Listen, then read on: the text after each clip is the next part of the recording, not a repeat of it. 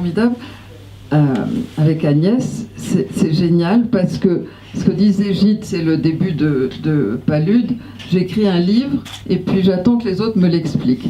Donc, je trouve qu'Agnès parle très bien du livre et je vois pas pourquoi je vais ajouter. Ah bon, bah non.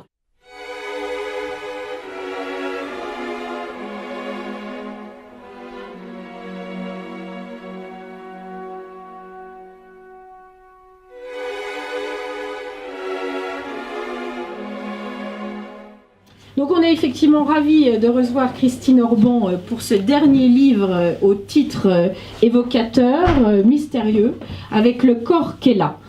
Bonjour Christine. Bonjour. Alors, j'ai envie de rentrer presque dans le vif du sujet, c'est-à-dire des personnages qui sont en lice.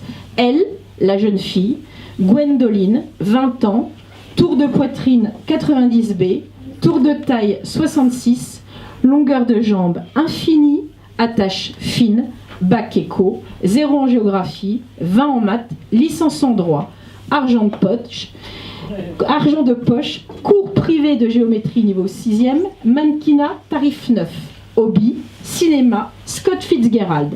Un premier roman, le fameux premier roman qui avait l'objet de la vindicte du beau-père, entre autres. Lui, le grand homme, 78 ans, 1m90, 100 kg, croix de guerre, grand officier de la Légion d'honneur, Académie des sciences morales, ancien ministre, président d'honneur de la banque d'affaires Goldman Sachs en France, 9 essais, un roman, propriétaire des Lauriers Roses, mari de ma mère, hobby, marché dans Paris, les autres.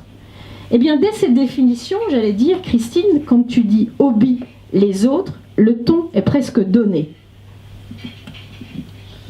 C'est la fragilité de celui que je vais appeler BP, beau-père, c'est le regard des autres.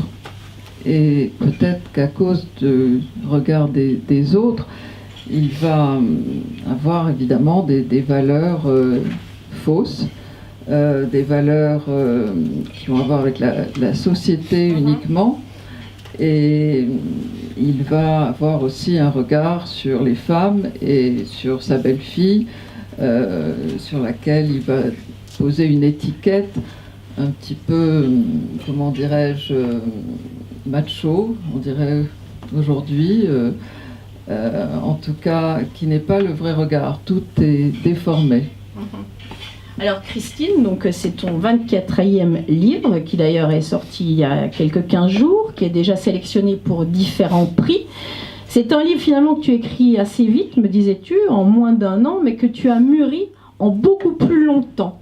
C'est un livre finalement qui est né d'une émotion, une émotion qui est revenue à ta conscience par cette phrase qui était enfouie depuis des années, cette phrase qui a été assez traumatique, qui a sans doute, à l'issue d'un travail de psychanalyse, t'as travaillé au corps. C'est-à-dire que j'ai intitulé cette conversation secrète « Le corps du texte ». Le voilà, ici présent, le corps du texte. Et puis cette phrase est apparue donc au décours d'un fait divers. Est revenu.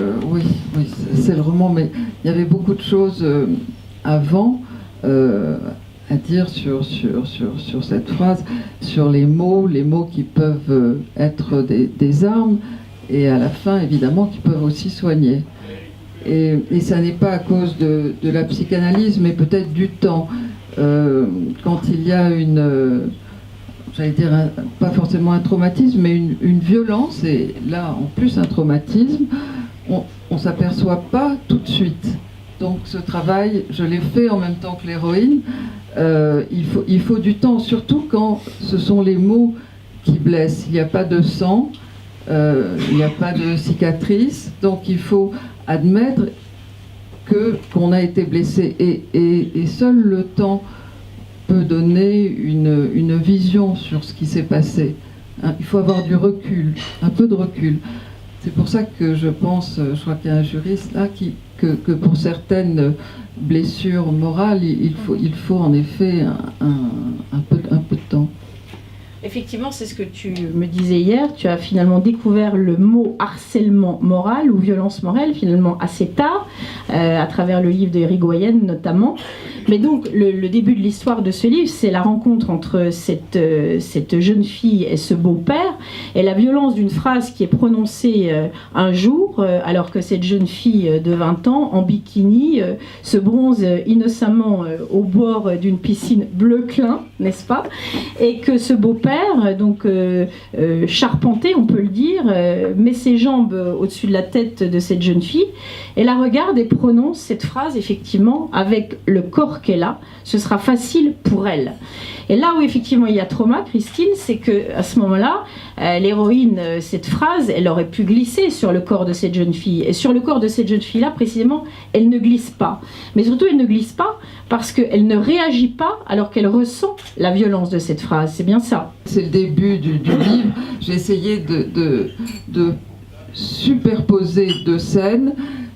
Celle avec tous les clichés du paradis de cette maison qui s'appelle les Lauriers Roses, la piscine en effet bleu clin, la jeune fille qui bronze en bikini au bord de la piscine et de la mer, et tout d'un coup la violence alors qu'elle vient d'apprendre que son premier roman va être édité. En fait, pourquoi un roman aussi? Parce que donc elle est sensible aux mots, elle a écrit un livre et elle se sent pas du tout dans la peau elle est jeune et elle ne réalise pas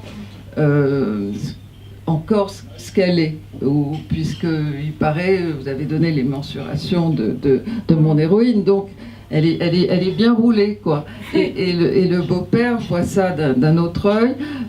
Il l'a rangée dans une case et elle n'a pas le droit d'aller dans l'autre, qui est aussi sa case, parce que l'écriture est une forme de pouvoir pour cet homme. Et donc, elle, comme si il avait peur qu'elle lui fasse de l'ombre, et qui pose d'ailleurs une question. Oui. Est-ce que la jeunesse, est-ce que la beauté est un pouvoir? Pour cet homme, c'en est un en tout cas, et il va développer une sorte d'agressivité, mais elle va aussi se demander si, au fond, est-ce qu'on est agressif avec quelqu'un de faible? Pas forcément, c'est qu'il sent une force en elle.